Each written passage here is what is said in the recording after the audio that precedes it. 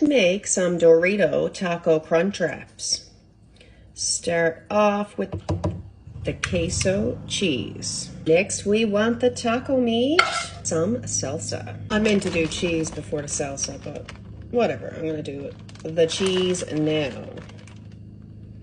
Mozzarella cheese. We're gonna do a little bit of lettuce, some sour cream, diced tomato. The crunch, let's use some nacho cheese Doritos.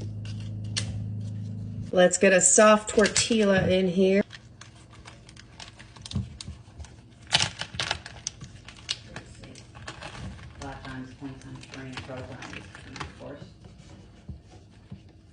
Five times? That's a lot.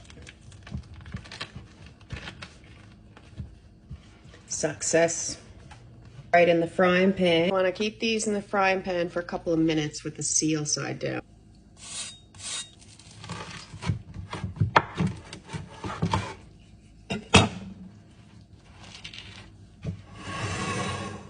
Holy sweet baby shitballs.